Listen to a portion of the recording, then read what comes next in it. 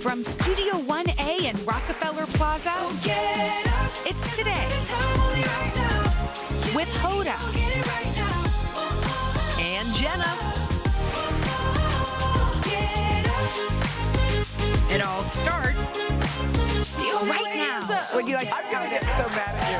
Hi, everybody. Welcome. It's Tuesday, the 23rd of July. You know what this girl's doing here? This girl right here. You know what she's doing? Harassing you? Harassing you. Watch Presumed Innocent, which we have, and we know that tomorrow's Wednesday when the last one drops, and the secret will be out. This girl over here is trying to taunt me with some knowledge about who might have done it. And if you are watching Presumed Innocent, Jenna's not going to spoil it. Well, don't even say anything about the movie. I'm just going to say something. No, don't. I'm having a hard time because it's based off of a book. Please. All right? And then a movie that Harrison Ford starred in. But we don't now know. Now listen, somebody told me the ending of that movie. I was also told. Hey, don't. I'm afraid you're going to make people really mad. I was also told that the ending will be different. Because I was grumpy when somebody told me the ending. Oh, okay. Now I'm you're confused. But by the way, tomorrow's the day when it happens. Tomorrow. When you have a little bit of a television hangover because you realize that Presumed Innocent is over and you've fallen in love with it. There's another one. There's season 2. Yeah, well, that hasn't filmed yet. So may I present to you My Lady Jane? I watched it. Did you love it? In 3 days. Oh, you loved it? Because I could watch it without Henry.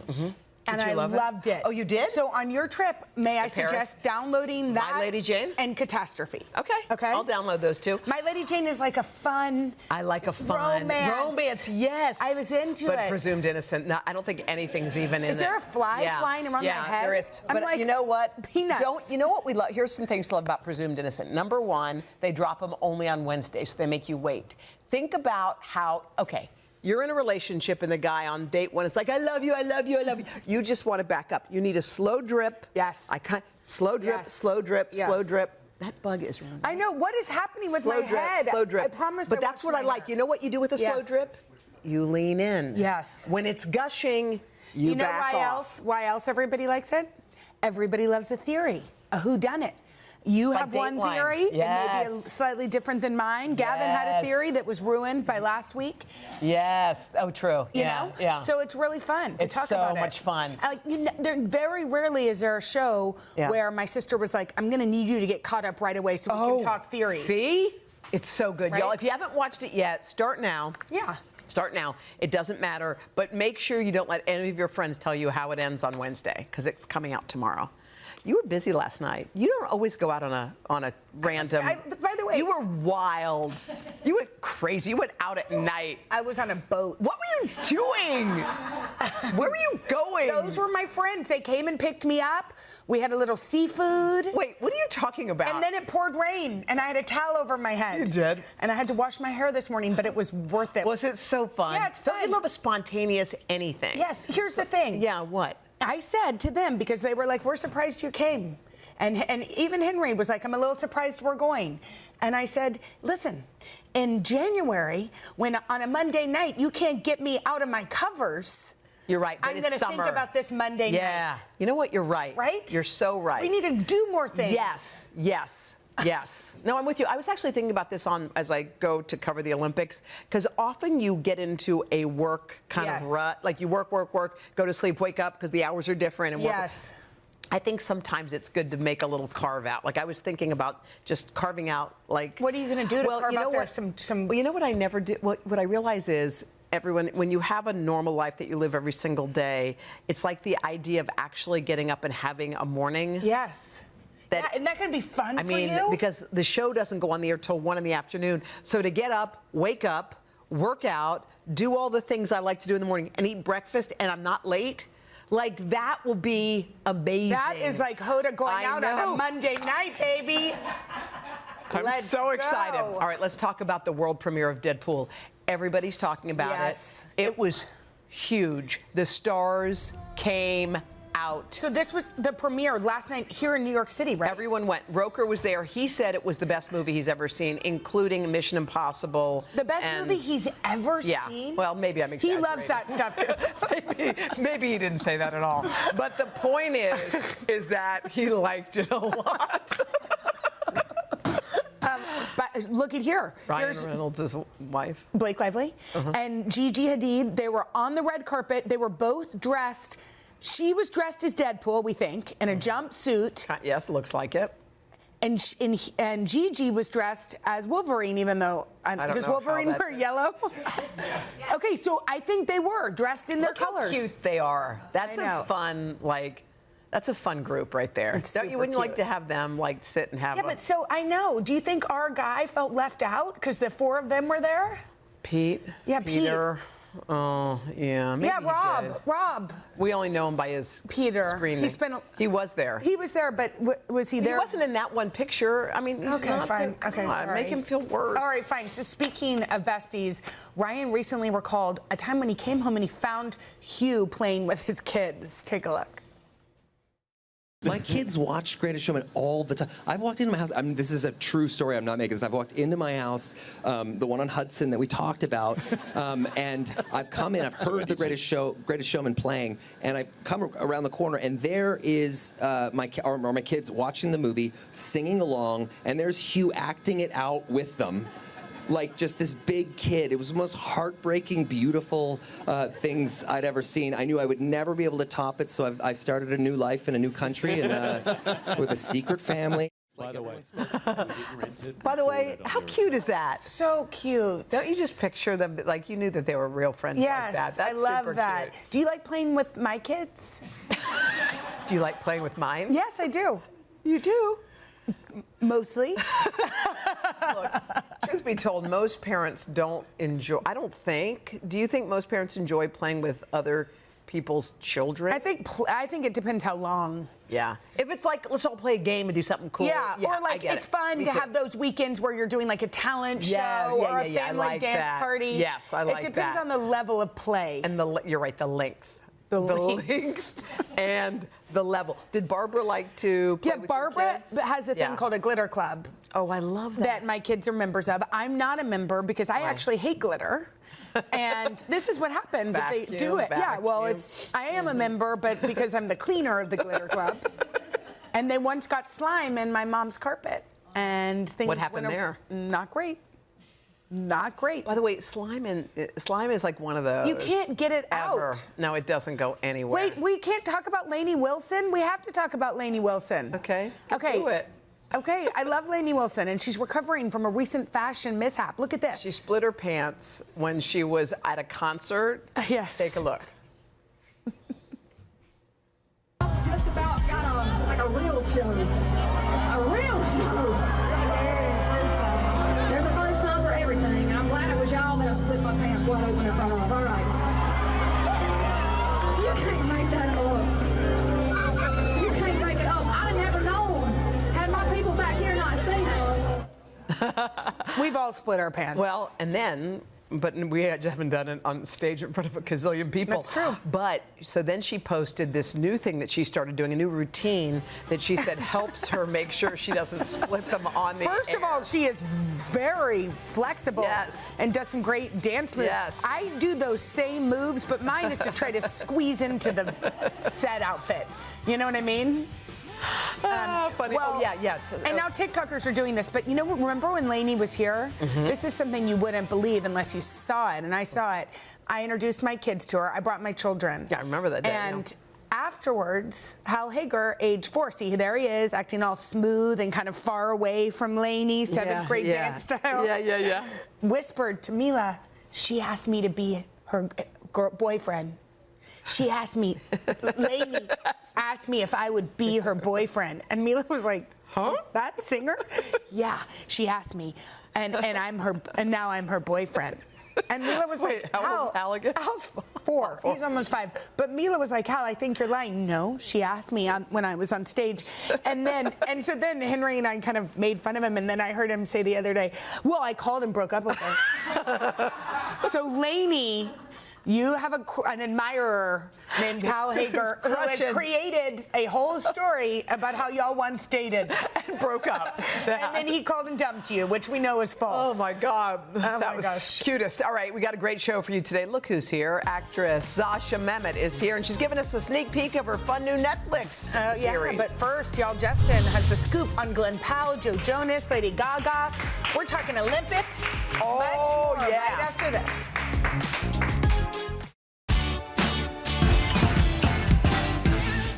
It is time to get you caught up on all the hot Hollywood headlines. News co-host Justin Sylvester's in LA. He's got the scoop. Hey, Justin, how are you? Good morning, ladies. Morning. And Jenna, just so you know, I would rather live in the jungle for 3 months than spill anything on a Laura Bush rug.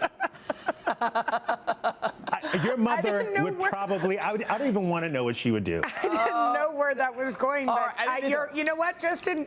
Your instincts are right. All right, let's talk about this new trailer that just dropped. You guys, Gaga has everyone buzzing this morning. You have no idea. This woman is on fire right now. First, they just dropped the trailer for Joker. It looks like this woman's going to be nominated for an Oscar just from the peek they gave us this morning. Gaga also teased new music. LG7 might be coming, but get this, you guys. Everyone thinks that Gaga will perform at the Olympic opening ceremonies. Oh, wow. Wouldn't that be epic? Dude, is that the only name being floated, Gaga, or is there anybody else people are talking about? No, there's a few more names being thrown in, but Gaga was spotted in Paris this morning, and everyone knows the Olympics are this week. And then the Olympics tweeted this video where they showed somebody in an Olympic cape dressed all in black, looking very Gaga-ish, saying, "You don't know what you're about to see." So this looks insane. Now, Celine Dion's name had been thrown into the mix all week last week. I think Celine Dion won't perform at the Olympics, but I think she might carry a torch. Oh, wow. Oh, you know what would be good, Justin? What if Celine Dion and Andrea Bocelli, who's doing all these duets right now with people, can you imagine the global, explosion that would happen if those two were together? It would be unbelievable. But you know what it's so crazy is? Do you remember as a kid when you saw Muhammad Ali carry that Olympic torch, how phenomenal it was and how mesmerizing? Iconic, yeah. I feel like Celine Dion having that moment would be just as powerful. But yes, Andrea Bocelli, Celine, Gaga. Let's go. Come on. Bring them all. Bring them all. Okay, Joe Jonas just dropped new music. Ooh, yeah, Joe Jonas is moving on, and not in the way you think. He is dropping his first album in 13 years. It's called Music for People Who Love Love. Now, the first song, Work It Out, he dropped a snippet of, and everybody thinks it's about his divorce from Sophie Turner. Now, of course it's about his divorce from Sophie Turner. What do artists write about? They write about what they're going through. Now, as far as Sophie Turner goes, this girl has moved on and she is loving her life right now. She is dating a rich man, girl. A rich man. This man right here, he got money. His name is Peregrine Pearson. He's so cute and they are enjoying each other and have been for the last year. So I don't even know if she's going to check out this album because, you know, she's having a good old time. Okay, talk about twisters. Yeah. That movie killed, Justin. The movie killed $80 million at the box office. The reviews were great, but audiences were dumbfounded by one thing. There was no kiss in the movie. What? Now, if I'm paying $22 for a Glenn Powell movie, I want to see abs and a kiss, okay? And they had previewed a kiss in one of the previews and cut it out the movie. You guys will never guess why they cut it out. Why? Steven Spielberg sent a note to the crew and said we should take the kiss out. So Steven Spielberg ruined all of our weekends, but he said that it would make the movie too cliche. And actually, I have to agree with him. And if Steven Spielberg sends you a note, you go ahead and do whatever that note says. Exactly. He knows. And by the way, the soundtrack from Twister, have you been every single country artist that we love is on that album. It's Oh my gosh, I amazing, can't right? wait. Right, I Justin? knew you guys would love it. Yeah. I said the first thing I said was Hoda's gonna die when she hears Yeah. the Oh, good. soundtrack. We can It wait to is listen so to good. it. It's a 10. All right, Justin. All right, thank you, Justin. And y'all can catch Justin weeknights at 11 on our sister network, E. Coming up next, actress Sasha Mamt. She is starring in a new dark comedy. It's called The Decameron, and she's playing the villain. We're going to hear all about it after this. Okay, we first got to know Sasha Mamt on HBO's hit series Girls, and more recently on the Max series The Flight Attendant, alongside her real-life bestie, Kaylee Cuoco. And now she's starring as an insufferable 14th century noblewoman in a dark new comedy. It's called The Decameron. Take a look. He called me wise. He knows I'm old. Patrona, he knows nothing. He knows less than nothing. What if he does? And he tells Leonardo that his bride to be. And Leonardo ends our betrothal. He doesn't know you're 28.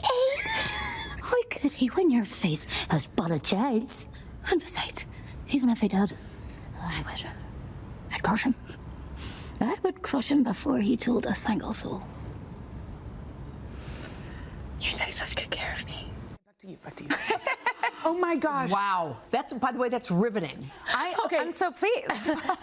and I called your character, and I hope it's okay, insufferable. It's totally I hope fine. you don't I mean, take call a offense spade to a that. spade. You know what I mean? Is it fun to kind of play the bad girl? It really is. I've never played a villain before. Like, I always feel like I sort of play like the nice person or like the slightly naive person, and she's pretty straight up evil. But it was interesting because I feel like a villain doesn't know they're a villain. Yeah. So I tried to come at it from a place of like no judgment, because I think genuinely she is a character who's just like has a very severe arrested development. Like, I think she's a toddler.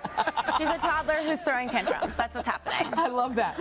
By the way, I love you get this gig, and within weeks you're in Italy. Yeah. You're shooting for however 7 months. 7 months in Italy. How was that portion of your life? It was pretty wild. It was honestly a real whirlwind, and I think it was quite crazy too, because often people think when we travel for work that it's like, it's super fun and we're just taking in the sights, but we were shooting on the Cinecittà lot, and they built that villa on the lot. Oh, wow. And we were inside of that villa set like most days all day long. Like, we would get there when it was dark, we would leave when it was dark. So was there any pizza or anything? There was some pizza, there was some pasta, there was some bread, you know? Like, Some carbs. don't worry, we made You time ate some for carbs. carbohydrates. Okay. Always make time for carbohydrates. You were also, dressed in the 14th century garb. Yes. Which looked restricting. Uncomfortable. You know, look, I can't complain too much because it wasn't corset times. Oh. So at least I wasn't like strapped into anything. Okay. So the dresses were flowy, but they were a little cumbersome because the trains were so long. Yeah. So I was constantly walking around set being like, and then, like a sweet cameraman would be like, oh my God, I'm so sorry, mi dispiace. And I'd be like, no, it's fine, it's fine. But then, like, the 5th time that happens in a day, you're like, just give me that. I just want to like chop the back of this dress off. Well, there's so much about you that we're obsessed about. One is your relationship with your husband, Evan. Aww. And we love how you guys met, and we kind of loved that this was all playing out kind of in secret. A secret Yet romance. right there in plain sight as you guys were at work. Were you really hiding this romance from all of your colleagues, or did they kind of know? Oh, yeah, no. Well, yes and no. I mean, we just we knew that it was something that we felt like was probably going to last and be serious. But when you're in a new relationship, like, normally you get to decide when, like, you bring your family or your friends into it. But when you're doing a play with 7 other people your age, that's not the case. And so we were like, let's keep it a secret so it can just be for us. But meanwhile, everyone was like, you guys are in love with each other. And we had to really be like, that is so unprofessional. We would... Okay, maybe you would, but I would not. So we had quite a lot of gaslighting, a lot of gaslighting. We had a lot of gaslighting, and on the back end, we had to be like, we're really sorry. Because they were like, but you guys, you're just in love with each other. And we were like, I hate him. Well, the best part is y'all got caught. Yeah. Oh, we got caught. We got caught in a very big way. Our matinees on Saturdays would shift. I don't know why. So that's sometimes odd. it would be 2, sometimes it would be 3. We thought we had a 3 o'clock matinee. I lived in an apartment building at the time that, like, for some reason you walk through the door and cell service would disappear. Oh. Yeah, I'm sure. Yeah, totally. I blame Verizon. So we were like having a very chill Saturday morning. We had ordered in delivery. We had taken a lovely shower. And we both looked at our phones and we were like, 23 missed calls. Huh. And it was like, just like escalating messages from like our producers, our stage managers, our castmates being like, where are you? We're about to start. It was like I think it was 1:52. What? Wait, what? When you finally started going there? Honestly, it was kind of wonderful. It was this moment where we were like, oh, we're really good under pressure together. He was like, I'm gonna call the cab. You're gonna do it. And like, we just kind of. Somehow you made it? And we made it. I think honestly it was one of our earliest curtains. I think we went on stage at like 2:08. Yeah, I'm like, but of course. Now you can do anything. Now you can do everything. I'm basically a superhero. You are. And you got a rat tattoo, which I love. And I got a rat tattoo. Can we see yesterday? Yes. You got it yesterday? I know. Why That's did you my get that? He's Okay. such a cute- Why did you get that? Why did you get that? Tony Hill came along and he was like watching us all get tattoos, and we were like, we're getting a rat. It was like, that's nice. Good. So the opening credits from our show are these like incredible opening credits, and it's all of these rats that are sort of like moving together to form like our names, and this is a still from So the drawings. Tony Hill didn't want to get one with you? Tony Hill didn't. We thought about forcing him to, but Tony. we were like, We know Tony. we By know the way, Tony. You're so fun. Yeah, thank you for hanging with us. Sasha. Thank you. And the Thank you. Decameron, y'all. It is so much fun. It hits Netflix. Is that right? On Thursday. Netflix on Thursday, baby. Coming up next, celebrity chef Anne Burrell gives us a tour of her fully renovated Brooklyn apartment. Coming up right after this. All right, we love it when our friends give us a peek inside their homes. And today, Food Network star and celebrity chef Anne Burrell is taking us inside hers for another edition of Hoda and Jenna's House Tour. We look like real estate agents. We are. Well, Anne let our cameras roll inside her newly renovated Brooklyn apartment. Let's check it out. Hello. Oh my, Hoda and Jenna. Hi. I wasn't expecting you guys till next week. Just kidding.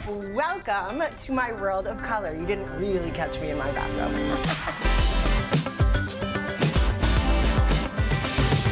The rule at my house, whenever you come over, I will make you your first drink and then help yourself after that. Delish.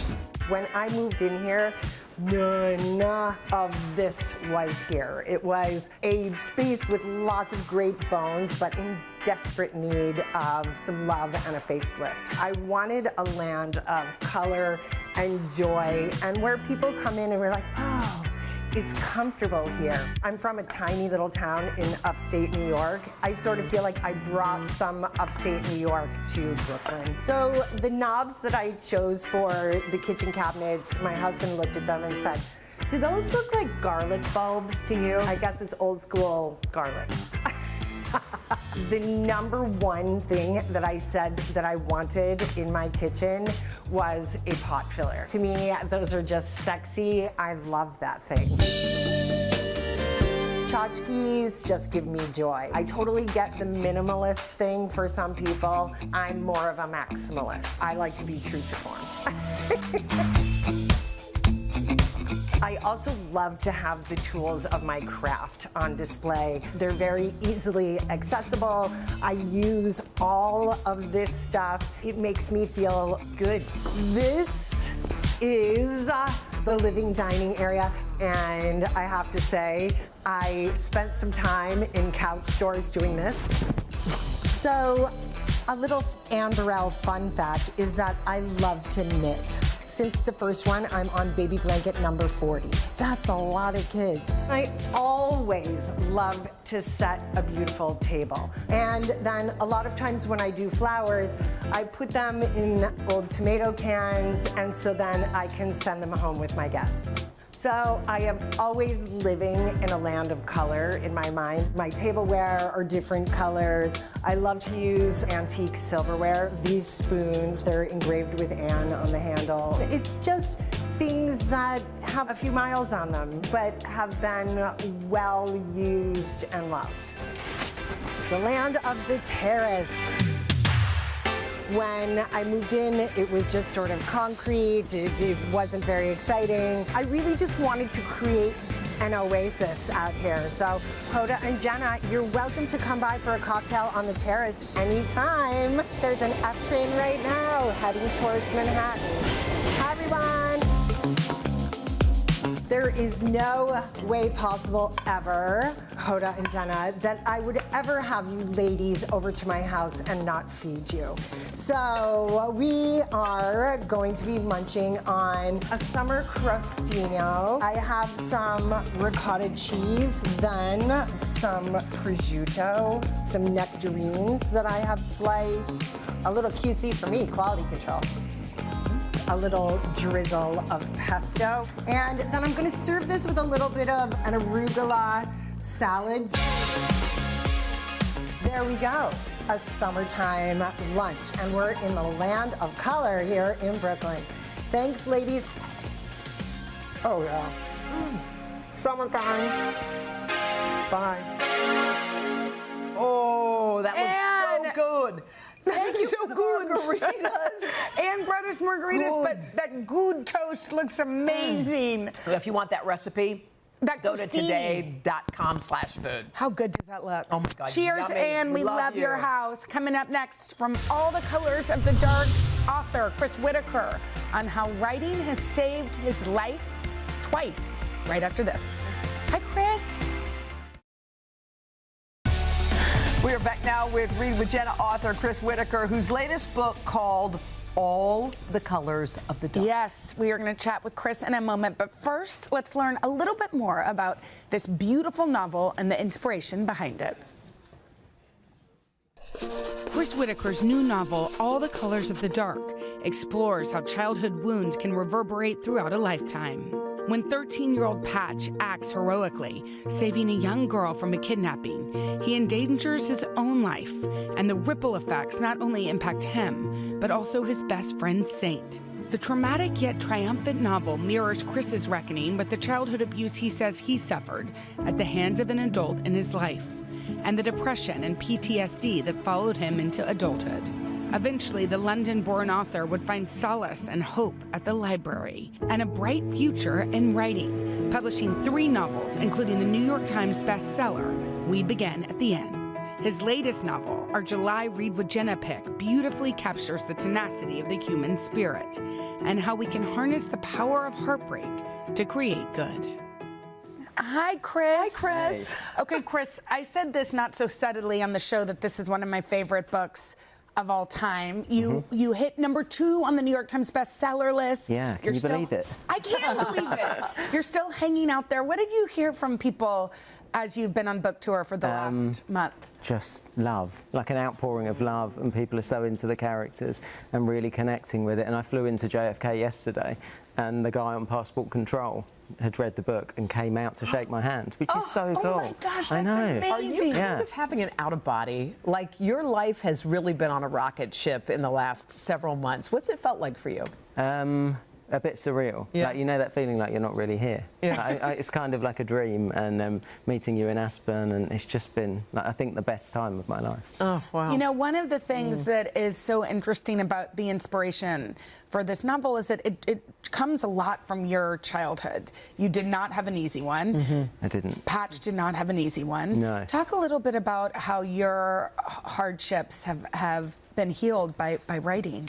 Yeah, so when I was a kid, my parents split up, and an adult came into my life, and he was quite violent, used to drink, And he came into my room one night and pulled me out of bed, and we both heard my arm break. We had that cracking sound. It was, I still remember it now.